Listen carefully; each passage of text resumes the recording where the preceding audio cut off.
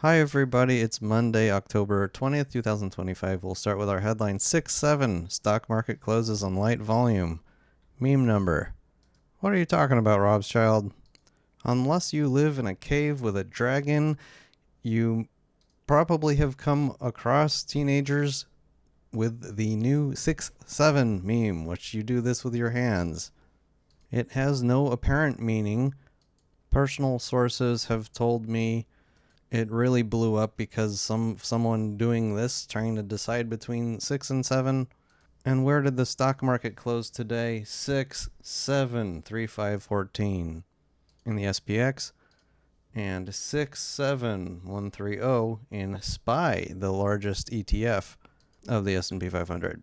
Probably just a coincidence. However, memers can have a larger effect on markets when volume is light. These bars at the bottom show how many shares were traded over the trading day, and today's volume was unusually light compared to the last week and a half or so. We haven't seen volume this light until except for going straight into Friday the 10th, where we saw that huge down day with the SPY going down 2.7%.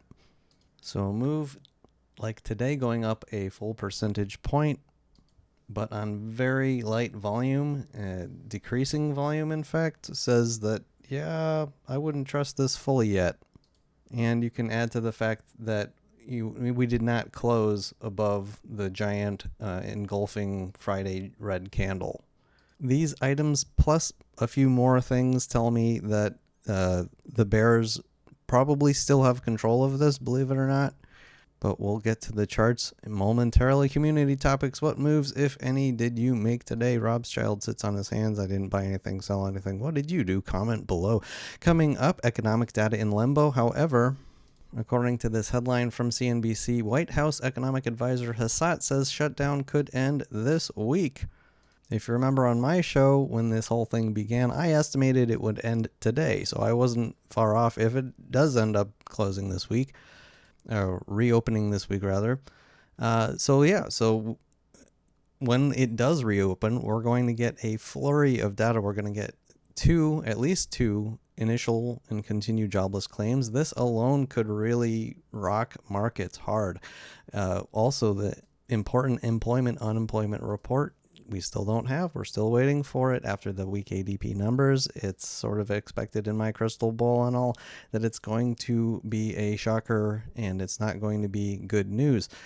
Don't forget about all those tariff updates that we have coming up as well. And Friday, even if the government still stays shut down, CPI should be released, needed for Social Security payments. Thanks for watching, liking, subscribing, commenting, and supporting.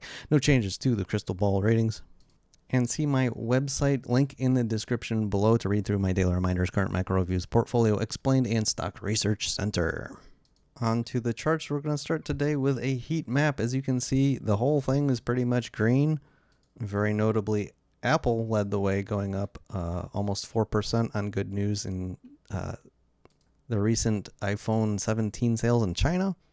Also, Meta going up 2% across the board. Pretty much everything went up. However, again, I want to repeat, this is in the context of lighter than regular volume.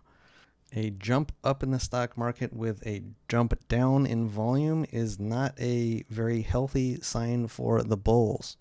That said, if we are able to continue higher, we could be bumping our heads or maybe closing on this previous underbelly yellow line going back to the May 25 low. And we also, if we make it through that point, we have this more previous line, this purple line here, part of a broadening wedge at the top of a structure. This can and often functions as a reversal type of a pattern. The crystal ball says that turnaround Tuesday will come and devastate bulls that were thinking that we could go higher. Another potential topping sign, the leader of the stock market really is the NASDAQ. Tech has been really carrying the whole market higher and higher, and we are currently at a double top, meaning that today could be the top. Bitcoin is giving a sort of few mixed signals. After all, since Friday, we are seeing higher highs compared to the stock market, which isn't doing that, but we're far away from the all-time highs. And this suggests to me, yeah, probably there's going to be more weakness in the stock market, but we'll see. We still have 3 hours left on the clock for Bitcoin. Right now, it looks to me like we're testing this yellow line here, which acts as the it's a trend line by itself, but it's also sort of a head and shoulders neckline here, which we broke. And so this can easily be a retest of where it broke to the downside. We are currently sitting above the neckline with 3 hours left on the clock. It's important to see where, if this goes, if this does close above the yellow line by 8 p.m. Eastern Standard Time this evening, then we could expect Bitcoin to maybe creep a little higher. I have been bringing up the VIX on many recent shows, saying how it's still above 20 as of Friday's close. And today we dropped and we are officially below 20. So, volatility is cooling off here. Also, the VVIX is now considered to be in normal territory on the close of today, although still on the higher, end of the range of the normal range, which I consider to peak out at 105. It's at 103. Personally, I don't think we should trust this downfall in the VVIX completely yet, especially with how abnormally large the moves have been in the VVIX recently. So if we were to look at the volatility of the VIX, I would think that would still be a little elevated. Someone ought to do that. The VVVIX. Moving on, the 10-year Treasury note yield is sort of fighting now at this 4% zone, notably below it. I always like to think about the correlation between the 10-year and what's going on in the stock market. And when the stock market goes up at the same time, the yields are going down. It's interesting, right? Because if that correlation were to continue the other way, then that would mean when stocks go down, the 10-year going up. But for now, I'm rating this as, with the 10-year note yield struggling to get back to 4%, it's sort of suggesting to me that this is more of a story of we see economic slowdown and the stock market going up is, getting a little out of hand today. Watch out for Turnaround Tuesday, everybody. One thing at least giving temporary legs to the stocks is HYG divided by SHI represents junk bond credit spreads. When this goes up, credit spreads are tightening. In other words, bond investors seeing less risk, and so this actually gives legs for stocks when this goes up. We'll see how much this lasts. TIP divided by IEF represents where inflation is priced. It's still dropping. People are expecting lower inflation by this market. Crude oil in the middle of the day looked like it was still collapsing and recovered. It looks like crude oil might be having a pause here. Crude oil and yields struggling to be any higher than they are is telling the story of the economy, telling a story that expectations are low. Gold with 30 seconds left on the clock, closing, of course, at an all-time high, rising 2.4%, recuperating all of Friday's losses and more. Extremely dangerous when you see a price of anything just go straight up vertically. I know you like gold, Drakmar. Everybody who doesn't like gold. What price is too high? I guess we'll see. SMH, my favorite ETF tracking semiconductors, also a leader of the stock market, had an all-time closing high today, but with a topping tail, not a large topping tail, granted, but with such light volume, I suspect that we're not going higher from here.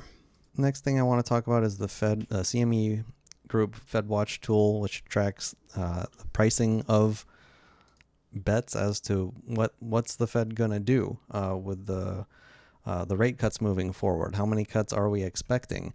And we have a bit of an update here. So we still have two 25 basis point cuts for the rest of the year, with like 100% probability pretty much. But the interesting thing is that, it was a week or two ago and before that where we were sort of deciding, okay, are we going to have two more cuts in 2026? Are we going to see, 50 basis points more of cuts or 75? And now it looks pretty clear that we will have at least 3 cuts in 2026, and by the end of 2026, they're even pricing possibilities as far as 7 cuts, 25 basis point cuts, dropping to a range of 1.75 and 2% on the Fed funds.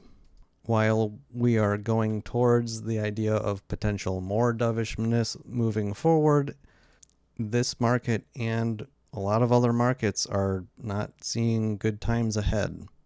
Last, I want to talk about Fartcoin. I haven't brought it up in a while.